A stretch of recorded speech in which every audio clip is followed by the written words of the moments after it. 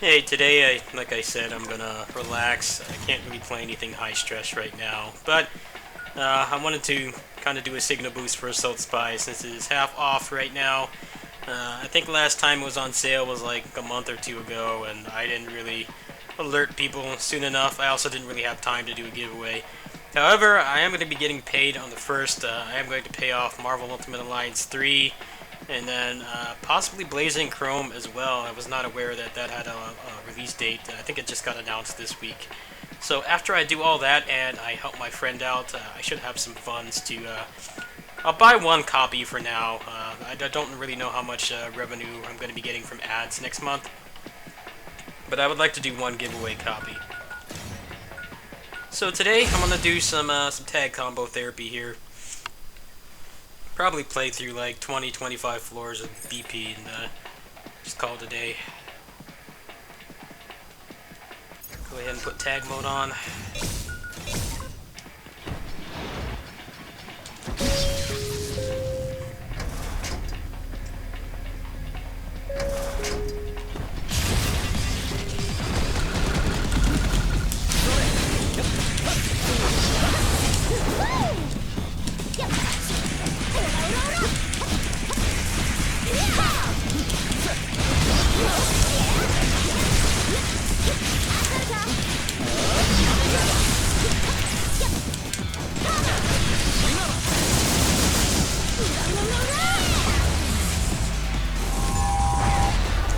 I haven't played in a while, so I need to warm up. I think I turned the graphics settings down a little bit because I was streaming, I was getting stuttering. Let me see if I can fix that.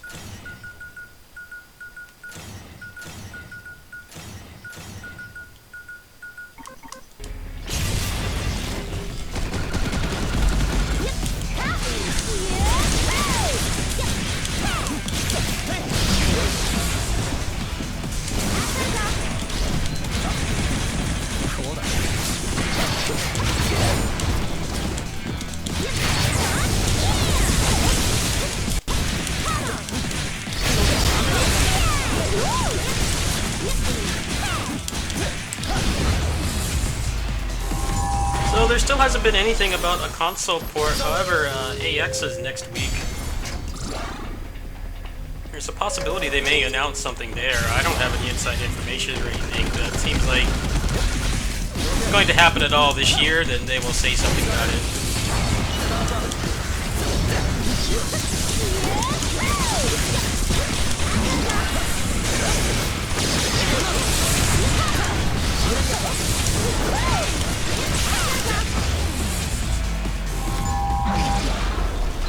However, there's obviously been a lot of drama this past week, with the Bloodstained Switch port, barely functioning. I actually just got a review copy for it because the social media rep, he basically said that I was below the criteria. I guess they have a really high requirements. They're one of those publishers that wants just the big guys, not the small passionate guys like me. But I ended up getting a code anyway because said that he liked my content, trying to help the community and things like that, like I do with pretty much everything else I play. But there's been a lot of drama because the port barely functions, and a lot of that is because the Unreal Engine 4 is just really, while it does support the Switch, it doesn't really seem like it could run very well without a ton of compromises. I actually did play it. My experience was not as bad as people, but definitely has some really bad input lag. The performance is very sketchy as well. Now, I'm wondering how much of a problem it would be for the Switch to run this game. Obviously, this is an indie game made by one guy, so either NISA would have to port it themselves or hire someone like Panic Button to do it, and I don't really think they're gonna. Pretty sure Panic Button plays, they probably charge a lot because they're the ones that they've done miracles like getting Wolfenstein and Doom to run on the Switch at a pretty stable 30 FPS. Now, I'm not really sure if wanting this game on Switch is a monkey's paw wish or not. I kind of think it is at this point. I think there's only one Unreal Engine 4 game that actually does run at 60 FPS, and that's Yoshi's Crafted World. And apparently that runs it sub-native. I don't really think sub-native would hurt this game at all. But it's also a very demanding game by nature. I can't even run this at max settings without it kind of freaking out sometimes.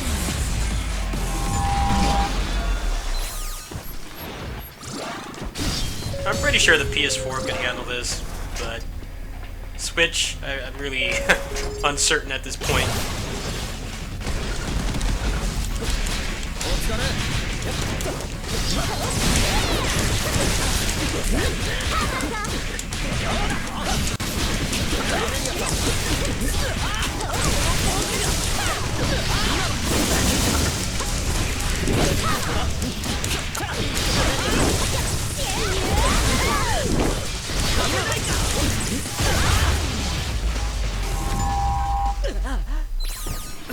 However, they are committed to fixing the Switch version, but people are understandably frustrated. Apparently, the people that back the game, obviously the Switch did not exist when the campaign finished, so they had a Wii U and a Vita version.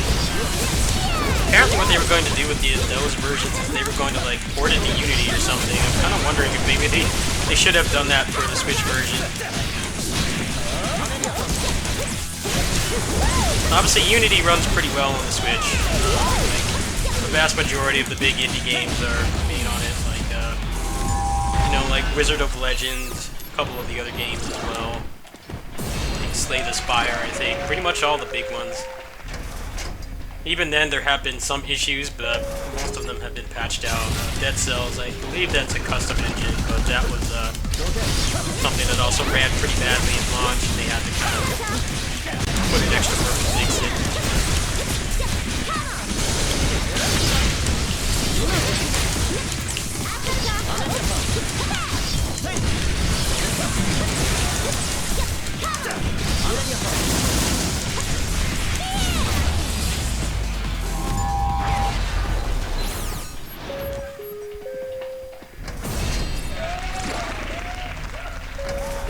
I honestly think they would probably need to lower the price for this as well. I don't really think the average person, this game offers a lot of content. It does have a lot of your, the combo systems and just having fun killing stuff, but the story is actually quite short, and for Amelia, the only thing that's really different is a couple bosses in the last level. I'm pretty sure they would get bombarded in reviews for that. I don't appreciate gameplay. That's basically what this game offers the most, is gameplay. The story in itself is very funny, and it doesn't take itself seriously, but that's not really what makes this game so fun to play. I would love to play this on the go, but I don't know, after this past week, I'm kind of a little bit uncertain that they can get it running well.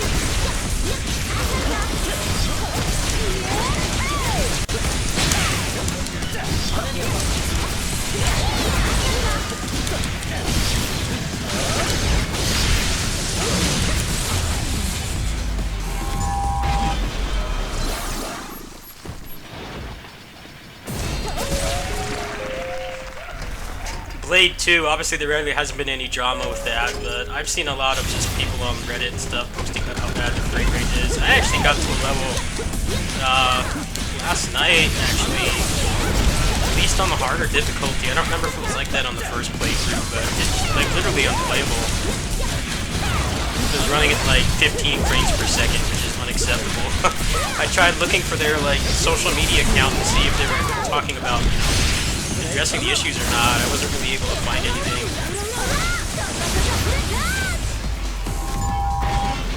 That game is very fun. I do want to play as the other characters, but the performance definitely hurts it a lot. And this game is obviously way more responsive and technical than that game is, so if they ported this over and it barely ran, barely functioned, that would really be a bad look for the game. I want more people to enjoy this, but I think they really need to put effort into porting it. I'm pretty sure even porting this game to the PS4 would not be easy.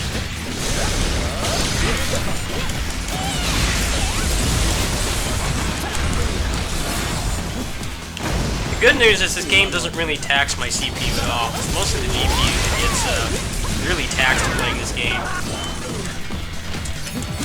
And someone mentioned that like a lot of the assets were taken from the asset store, which is obviously a great boon for a solo developer, but I guess it adds like extra strain on resources and things like that. And they would probably have to like maybe do like a dynamic or native resolution, something like that.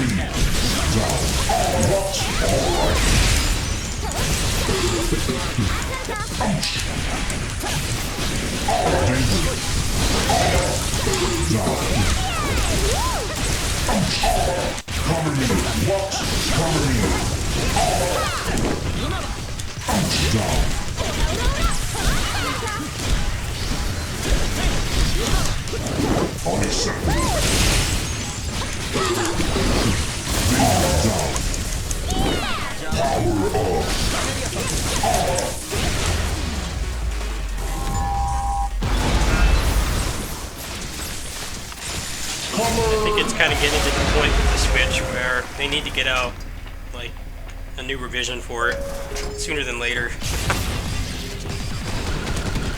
But that's also kind of a monkey's paw wish too, because obviously most Switch games run at a capped frame rate. So if they did come out with a new Switch, basically it means that even if the components in it were good enough to run games at 60 FPS and locked, then the developers would have to go back and patch them. Which, depending on the developer, may not be that big of an issue.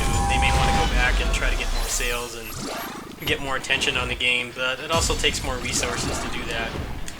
However, the silver lining is that a lot of the indie games, you know, those are the ones that in particular run really badly. They do sell the best on the Switch, so I can't really think of too many uncapped games. I think stuff like Fire Emblem, like Hyrule Warriors and stuff, would probably really benefit from it. It needs to be patched.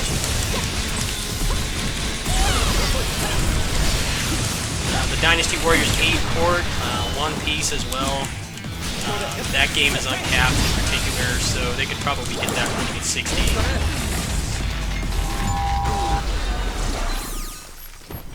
Crazier things have happened. I mean, Inti Creates did go back and they put 60 FPS in the Steam port of Gunvolt like 2.5 years after it released. Like, Gunvolt 2 is already out, and I think they were pretty close to announcing Dix at that time when they went ahead and fixed it. But not everybody's going to do that.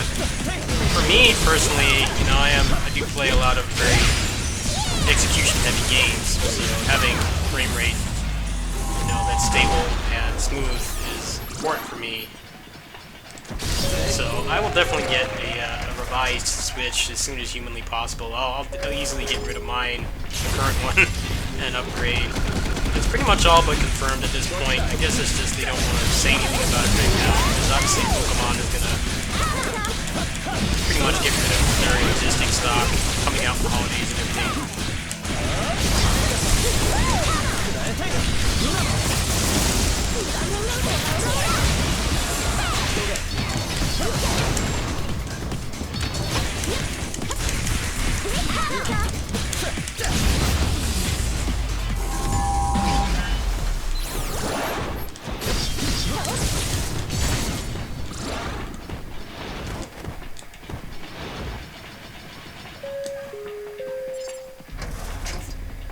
So, in terms of what I'll be doing with the Switch port, I basically told the PR guy that I'm really not going to play it on the channel until they start patching it, because they're obviously getting a lot of bad publicity. I honestly think that they delayed the Switch launch because they knew that it wasn't a good port, and they didn't want it to kind of tarnish the name of the game, which is understandable. It is a very good game, and you know, it's definitely getting the attention it deserves. It's definitely one of the kind of shining lights in the darkness in terms of Kickstarter campaigns right now. All the ones that have been canceled, like Barkley 2 and you know, the whole Shenmue 3 drama with them selling out to Epic. They didn't want to have that kind of bad publicity, so it seems like they intentionally delayed the launch. But I don't really think adding on to that by playing it on the channel right now is did say that they're going to be updating it. I guess they're going to be doing like periodical, more frequent updates because they know people are getting frustrated. And then they're going to look into fixing everything as they can.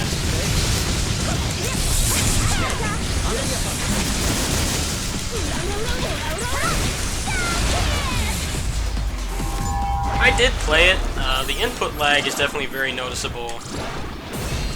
Like, the 30 FPS doesn't bother me as much as the input lag. Like, I had problems just, like, performing basic jumps. And, like, backdash canceling and things like that, which is something that's really easy to do on PC and PS4 as well. It would be crazy if they could get 60 FPS, but I think that's a pipe dream.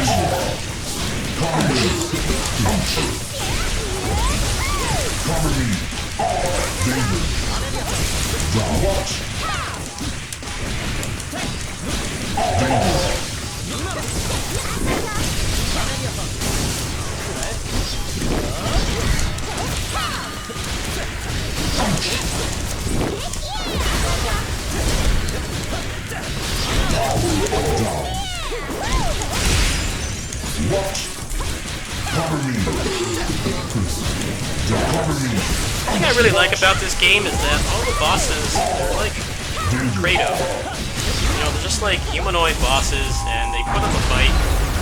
They definitely can kill you pretty quickly if you're not paying attention. But they have like very obvious tells for their attacks. It's very fun to parry and punish them. Some people don't like the guard break mechanic. They feel that it kind of is a little bit too one-sided. But that's mostly because I'm playing in tag mode. In tag mode, it's a lot easier to break their guard meter because you can tag cancel. You can do like a pressure string with one character, then tag out. But on extreme mode, even doing that is kind of difficult. And I like how this game doesn't really have any gimmick bosses. Mr. Showtime is really only an issue on extreme. Officer Joker is kind of a gimmick boss, but it also still staggers like everyone else. It's just it doesn't stagger until you break its guard.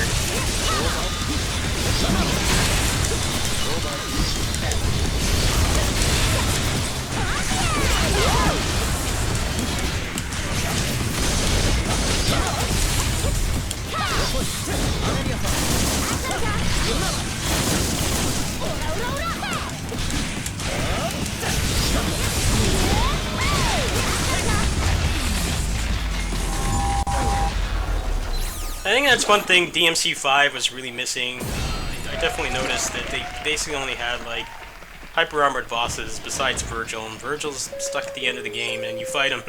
He has an identical moveset twice. It was really lacking a Kratos-type boss. So if you like humanoid bosses in your character action game, and you like them to actually have fair mechanics and not dumb stuff like Bayonetta 2 where you can't hurt them at all unless you're Twitch time, you should definitely check out this game.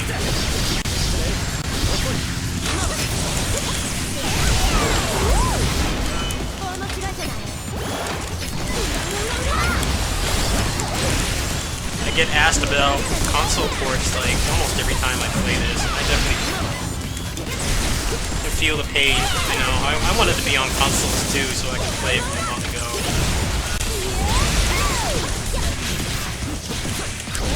It's a pretty taxing game to play, at least in terms of your GPU. CPU doesn't really seem to matter right much. I'm still getting like stuttering and stuff, but my CPU usage is like never goes above like 40, which is pretty good for a game like this.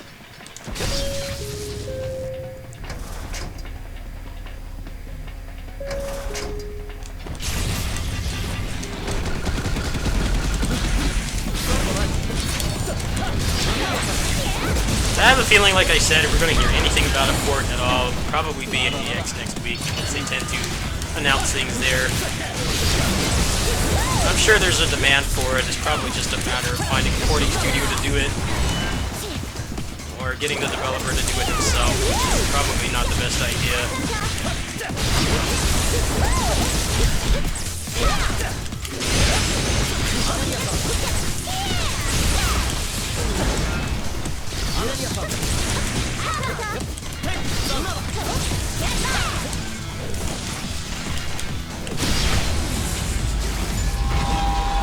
going to go ahead and stop there. That's pretty much all I had to say. I just thought I'd promote the game one last time. In terms of a giveaway, I will try to fit it in before the sale ends. I really didn't see much of anything I wanted to get on the sale at all. I might go back to like Xenoverse 2 or something. I hear that game's a lot better. I did just get it on the Switch, so I might buy the DLC for that or something. There really wasn't much of anything else I wanted on there that I was really eyeballing. I was kind of looking at God Eater 3, but I also just played they just put out a demo for that on the Switch this morning, and it actually runs like on par with the PS4 version, which is kind of cool because it's an Unreal Engine 4 game. Like, obviously 30 FPS is not really that uncommon for a hunting game, so it's not as big of a detriment as it is for something like Bloodstained. You know, those games have always been 60 FPS locked. So I'm not sure if I want to get the discounted Steam version or get it on the Switch. However, the Switch version is like Switch tax. It's like double the price, so I really don't know if I'll be able to get that next month.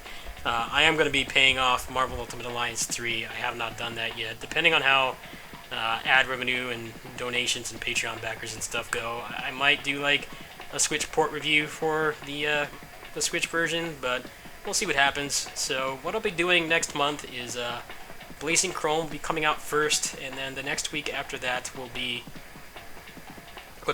Marvel Ultimate Alliance 3. And then after that, at some point towards the end of the month, I don't know when, since I pre-ordered the physical version, is the Ninja Warriors once again. So for the first half of the month, I'm really not going to be doing anything major at all. I assume that there will be a Bloodstained update sometime next month. Apparently they're like shifting all the resources to fixing the Switch version because they obviously realize that indie niche games and stuff, they sell the best on the Switch, so they kind of need to haul ass and get that fixed. So since I was able to get a review key for free, I will let you guys know about that. Otherwise, it's just going to be chill stuff for the first half of the month, which, given my grandpa's passing and stuff, it's probably a blessing in disguise. So please bear with me. I'll probably just be playing random stuff, updating on existing games, and then, you know, just having kind of chill stuff like this. So if you guys are interested in a giveaway, go ahead and post in the comments. I will probably make an official community post about the giveaway once my funds come in and I have an idea of what I'm going to do. Anyway, tomorrow the Bloodstained NG Plus playthrough will continue, and then it will conclude on Saturday. Thanks for watching. Peace.